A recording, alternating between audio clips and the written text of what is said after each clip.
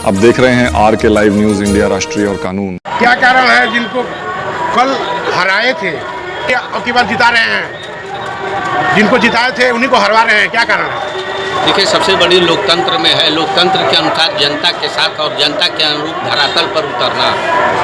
और ऐसी परिस्थिति में माननीय जो वर्तमान में मंत्री महोदय जी हैं, कल जिताया गया था इन्हों बहुजन समाज पार्टी के बैनर तले, लेकिन यह जीतने के दूसरे दिन से ही ये कहा कि दल बदलने का प्रयास शुरू कर दिया और दल बदल लिए।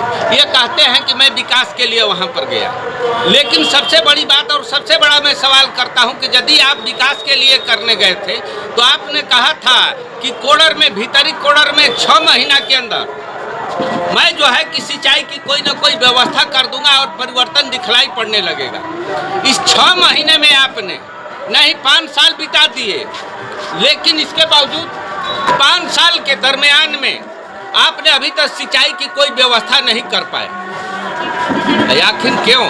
और दूसरी बात, एक तरफ कोडर में आपने सिंचाई की व्यवस्था की थी, दूसरी तरफ ये जो है कि चांद धरौली रोड के उत्तर साइड में, जहाँ पर कि किसानों की फसल को, जो गरीब मजलूम आदमी थे, किसी से रेहन बटैया लेकर के खेती किए थे, एक तो आपने उनका मुआवजा नहीं दिलवाया, दूसरे उनकी लालाती फसल जब रेड़े पर चढ़ी थी उस समय JCB और पोकलाइन से लगा करके आपने उन्हें रौंदना शुरू कर दिया।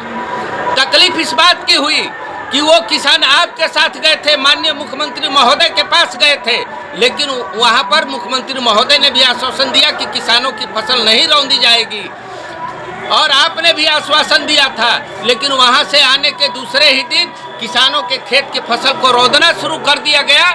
और इतना ही नहीं किया, किसानों के ऊपर FIR किया गया, उन्हें पकड़ करके थाने में बंद भी किया गया। आपकी बात समझ में नहीं आ रही है कि कभी इधर कभी उधर करते रहते हैं। लोकतंत्र में सबसे बड़ी चीज है, आप यह भी कह सकते हैं कि जिनको हराए उनको जिता रहे हैं। तो लोकतंत्र की खूबसूरती तभी है कि कोई भी शासक, कोई भी राजनेता, कोई भी जनप्रतिनिधि निरंकुश न होने पाए। कल यही ब्रजकिशोर जी थे, इनके लिए कहा जाने लगा था कि गाड़ी से उतरते नहीं है, शीशा बंद करके चलते हैं, लोगों की बात नहीं सुनते हैं, इसलिए इनको हरवाया गया।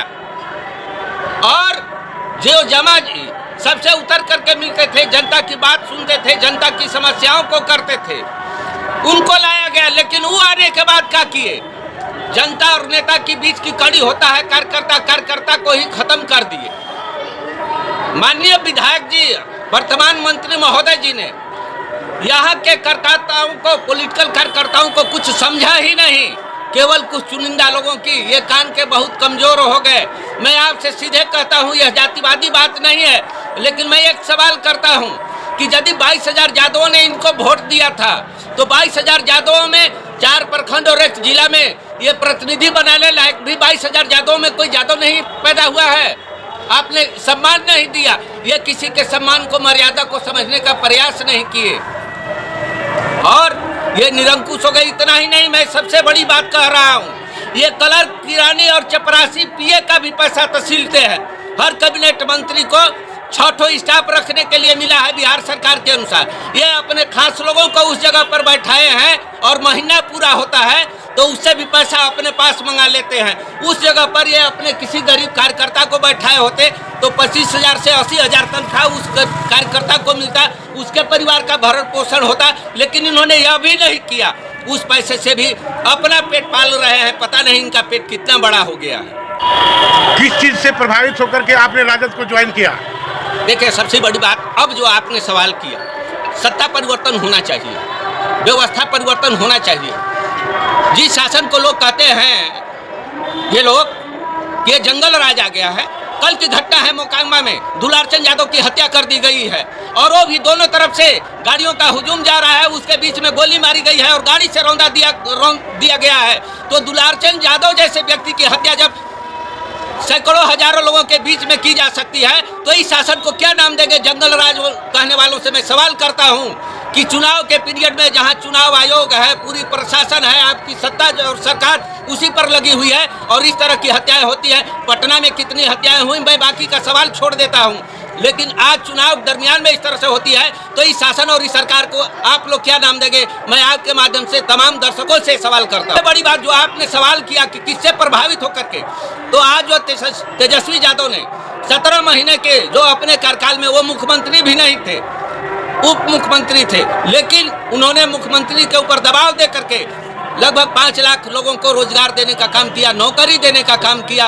और आज तेजस्वी यादव ने ये वादा किया है और लिख करके दिया है, अजीत अंजुम को लिख करके कागज पर दिया है कि जिन घरों में कोई नौकरी करने वाला नहीं है वैसे प्रत्येक घर को मैं एक नौकरी दूंगा।